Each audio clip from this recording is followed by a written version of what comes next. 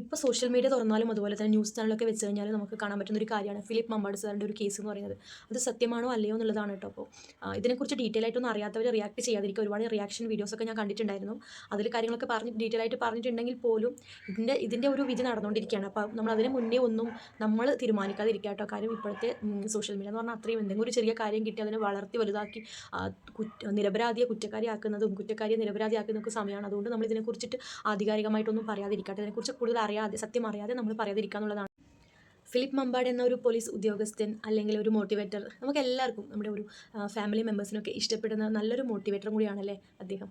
അതുമാത്രമല്ല, ഞാൻ ഈ ഒരു കേസിലോ അല്ലെങ്കിൽ ഈ ഒരു മോട്ടിവേഷൻ ക്ലാസ്സിലൊന്നും അല്ല കേട്ടോ അദ്ദേഹത്തെ ഫസ്റ്റ് കാണുന്നത് വെച്ചാൽ TV ഷോയിൽ 10 വർഷം മുന്നേ ഉള്ള ഒരു റിയാലിറ്റി ഷോയിൽ വെറുതെ അല്ല ഭാര്യ എന്ന റിയാലിറ്റി ഷോ എല്ലാവർക്കും അറിയാമായിരിക്കും കേട്ടോ. ആ ഒരു പ്രോഗ്രാം എന്ന് പറയുന്നത് ആ ഒരു ടൈമിൽ ഭയങ്കരമായിട്ടുള്ള റീച്ചൊക്കെ കിട്ടിയ ഒരു പ്രോഗ്രാമാണ്. ശ്വേതാ മേനോൻ ആങ്കറിംഗ് ആയിട്ടുള്ള ഒരു പ്രോഗ്രാമാണ് കേട്ടോ. ഇത് എനിക്ക് ഇഷ്ടപ്പെട്ട one of my favourite couples തന്നെയാണ് കേട്ടോ. ഒരു ഫിലിപ്പ് മമ്പാട് പിന്നെ ഡോളി എന്ന് പറയുന്ന ഒരു കപ്പിളാണ്.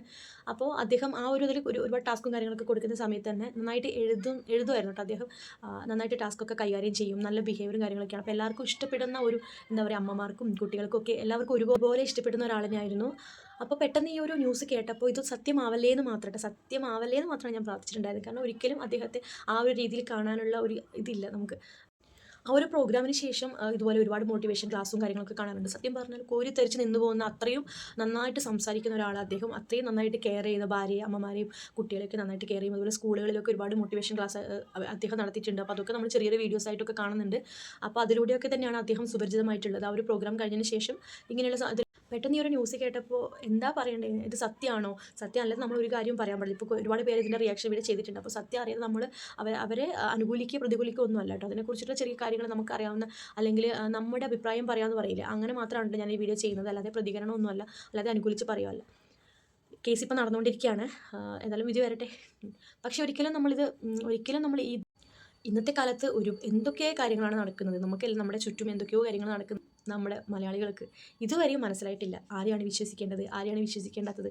അതൊക്കെ സത്യം പറഞ്ഞാൽ ഒരു പെൺകുട്ടി പ്രായപൂർത്തി ആയതോ ആവാത്തതോ ആയിക്കോട്ടെ, പക്ഷേ നമുക്ക് ഈ ഒരു മോട്ടിവേഷൻ ക്ലാസ്സിന് പുറത്തോ അല്ലെങ്കിൽ എന്തിൻ്റെ ആയിക്കോട്ടെ സ്വന്തം അച്ഛൻ്റെയോ സഹോദരൻ്റെയോ കൂടി തന്നെ ഒറ്റയ്ക്ക് പെൺകുട്ടിയെ നിർത്തിക്കൂടാന്നാണ് ഇന്നത്തെ ഇതിൽ പറയുന്നത്. ആ ഒരു കാലഘട്ടത്തിൽ ജീവിക്കുന്നവർ ഒരു ക്ലാസ്സിൻ്റെ പേരിൽ അല്ലെങ്കിൽ അതിൽ മാത്രം പരിചയപ്പെട്ട ഒരാളുടെ കൂടെ ഒരു ദിവസം ഒരു പെൺകുട്ടിയെ താമസിക്കാൻ വിടുക എന്ന് പറയുന്നത് വലിയ അവരുടെ ആ കുട്ടിയുടെ അച്ഛനും അമ്മയാണ് പറയുന്നത്. 90% തെറ്റും ആ കുട്ടിയുടെ അച്ഛൻ്റെയും അമ്മയുടെയും ഭാഗത്ത് തന്നെയാണെന്ന് ഞാൻ പറയുള്ളൂ. കാര്യം അയാളെ വിശ്വസിച്ച് ഈ ഒരു സംഭവത്തിനെ കുറിച്ചുള്ള വീഡിയോസ് കാര്യങ്ങളൊക്കെ ഒരുപാട് ഞാൻ കണ്ടിട്ടുണ്ടായിരുന്നു. അപ്പോൾ സത്യം എന്താണെന്ന് അറിയാതെ നമുക്കൊന്നും റിയാക്ട് ചെയ്യാനോ പറയാനോ ഒന്നും സാധിക്കില്ല. പക്ഷേ ഈ ഒരു സ്റ്റോറി, ഇത് നടന്ന സംഭവങ്ങളൊക്കെ വിശദമായിട്ട് തന്നെ ഞാൻ അറിഞ്ഞിട്ടുണ്ടായിരുന്നു.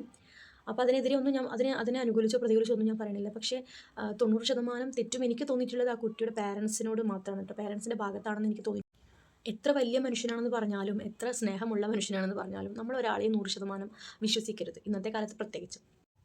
ഈ ഒരു കേസ് നടന്നപ്പോൾ തന്നെ ഒരിക്കലും നമ്മൾ അദ്ദേഹത്തെ അയ്യോ അങ്ങനെ അദ്ദേഹമാണത് വിശ്വസിക്കാൻ പറ്റില്ല. സത്യമായിട്ട് നമ്മളിപ്പോൾ സിനിമയൊക്കെ കാണാറില്ലേ, ക്ലൈമാക്സ് സീനിലായിരിക്കും നമ്മൾ ഇയാളാണ് അങ്ങനെ ചെയ്തതെന്നൊക്കെ മനസ്സിലാവും. അപ്പോൾ ആ ഒരു സമയത്ത് ഉണ്ടാകുന്ന ഷോക്ക് ഉണ്ടല്ലോ, നമ്മൾ ഒരിക്കലും പ്രതീക്ഷിക്കാതെ ഉണ്ടാകുന്ന ഷോക്ക്, അത് തന്നെയാണ് ഈ ഒരു ന്യൂസ് കണ്ടപ്പോൾ എനിക്ക് തോന്നിയത്. അപ്പോൾ എന്നെപ്പോലെ തന്നെ അവരുടെ ക്ലാസ്സുകളൊക്കെ കേൾക്കുന്നവരും അവരെക്കുറിച്ച് അറിയുന്നവരൊക്കെ അവർക്കും ഈ ഒരു അനുഭവം തന്നെയാണ് ഉണ്ടാവുക അല്ലേ. അപ്പോൾ നിങ്ങളുടെ അഭിപ്രായം എന്താണെന്നുള്ളത് കമൻറ്റ് ബോക്സിൽ അറിയിക്കണം കേട്ടോ. ഞാൻ വീണ്ടും പറയുകയാണ്, ഇതിനെക്കുറിച്ച് കൂടുതലൊന്നും അറിയാതെ വിധിയൊന്നും വരാതെ നമ്മൾ ഇതിനെക്കുറിച്ചൊന്നും റിയാക്ട് ചെയ്യാതിരിക്കുക എന്നുള്ളതാണ്. ഒരുപാട് അങ്ങ് സ്പ്രെഡാക്കി കഴിഞ്ഞാൽ ആ കുട്ടിയുടെ ഭാവിയും അതൊക്കെ നമ്മൾ നോക്കണമല്ലോ. അതുകൊണ്ടാണ് ഡീറ്റെയിൽ ആയിട്ടൊന്നും പറയുന്നത്. ഞാൻ എല്ലാ കാര്യങ്ങളും അറിഞ്ഞിട്ടുണ്ടായിരുന്നു.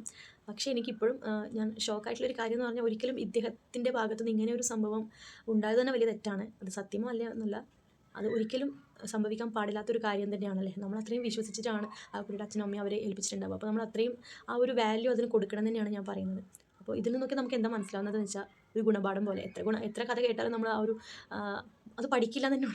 ഇത്രയൊക്കെ സംഭവം ഉണ്ടായിട്ട് പോലും ഇപ്പോഴും നടന്നുകൊണ്ടിരിക്കുകയാണ്, ഒരുപാട് നടന്നിട്ടുമുണ്ട്. അപ്പോൾ എന്നിട്ട് പോലും നമ്മൾ ഇതിൽ ഒന്നും പഠിച്ചിട്ടില്ല എന്നുള്ളത് തന്നെ സത്യം. അതുകൊണ്ട് തന്നെയാണ് അതിന് ഉദാഹരണം തന്നെയാണ് ഈ ഒരു കേസ് എന്ന് പറയുന്നത്. ഇനിയെങ്കിലും സ്വന്തം മക്കളെ, ആൺകുട്ടിയാവട്ടെ പെൺകുട്ടികളാവട്ടെ, സുരക്ഷിതമായ കൈകളിൽ തന്നെ ഏൽപ്പിക്കുക കേട്ടോ, വിശ്വസിച്ച് മറ്റുള്ളവരെ.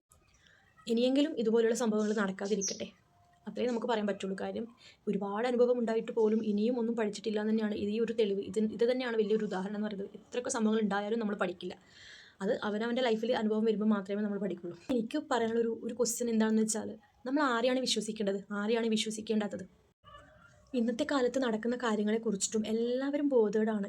എന്നിട്ട് പോലും ഇങ്ങനെയുള്ള സംഭവങ്ങൾ നടക്കുമ്പോൾ സത്യം പറഞ്ഞാൽ അതിശയമാണ്. എന്താണ് ഇങ്ങനെ നടക്കുന്നത്, ഇതിനെക്കുറിച്ച് ആർക്കും ഒരു ബോധം ഇല്ലേ എന്നൊക്കെയാണ് ഞാൻ ചിന്തിക്കുന്നത് കേട്ടോ.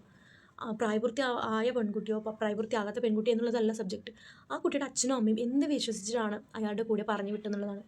ഇതിൽ നിന്ന് നമുക്ക് കിട്ടുന്നൊരു ഗുണപാഠം എന്താണെന്ന് വെച്ചാൽ നമ്മൾ ആരെയും കണ്ണടച്ച് വിശ്വസിക്കാൻ പാടില്ല തന്നെയാണ്. അതിപ്പോഴല്ല, ഒരുപാട് കാലം മുന്നേ പറഞ്ഞ കാര്യം തന്നെയാണ്. ഇപ്പോഴും നമ്മളൊന്നും പഠിച്ചിട്ടില്ല അല്ലേ? അതുകൊണ്ട് തന്നെയാണ് ഇങ്ങനെയുള്ള സംഭവങ്ങൾ കൂടുതൽ നടക്കുന്നത്. മാത്രമല്ല, ഇപ്പോഴത്തെ ശിക്ഷാവിധിയും അതുപോലെ തന്നെയാണ്. ഇപ്പോഴത്തെ കോടതി വിധികളായിക്കോട്ടെ, ശിക്ഷാവിധികളൊന്നും അത്ര എന്താ പറയുക കഠിനമായിട്ടുള്ള കാര്യങ്ങളൊന്നുമല്ല. അതുകൊണ്ട് തന്നെയാണ് ഇത് വീണ്ടും വീണ്ടും ചെയ്യാൻ ഇവരെ പ്രേരിപ്പിക്കുന്നത്. എന്തുകൊണ്ടാണെന്ന് വെച്ചാൽ ഇപ്പോഴുള്ള ശിക്ഷാവിധി തന്നെയാണെന്ന് ഞാൻ പറയും. അവരവരുടെ മക്കളെ അവരവർ തന്നെ സേഫായിട്ട് സുരക്ഷിതമായ സ്ഥലത്ത് തന്നെ അവർ സുരക്ഷിതമാണോ എന്ന് ഉറപ്പ് വരുത്തുക. ഇങ്ങനെയുള്ള സാഹചര്യങ്ങളിലൊക്കെ പറഞ്ഞു വിടുന്ന സമയത്തായാലും എപ്പോഴും പാരൻസിൻ്റെ ഒരു കണ്ണ് അവരിൽ ഉണ്ടായിരിക്കണം എന്നുള്ളത് തന്നെയാണ്. അത്രയും ഇപ്പോഴത്തെ കാലത്ത് പറഞ്ഞാൽ അത്രയും നമ്മൾ കെയർ ചെയ്താൽ മാത്രമേ കുട്ടികളെ സുരക്ഷിതമായി നമുക്ക് സേഫായിട്ട് വെക്കാൻ പറ്റുള്ളൂ. അപ്പോൾ ഇങ്ങനെയുള്ള സംഭവങ്ങളൊന്നും ഇനി വരാതിരിക്കട്ടെ എന്ന് പ്രാർത്ഥിക്കാം. അപ്പോൾ നിങ്ങളുടെ അഭിപ്രായം കമൻറ്റ് ബോക്സിലൊന്നും അറിയിക്കാൻ മറക്കരുത്. അപ്പോൾ ഇന്നത്തെ വീഡിയോ ഇത്രയേ ഉള്ളൂ. അടുത്ത വീഡിയോ ആയിട്ട് വരുന്നതായിരിക്കും. ബൈ.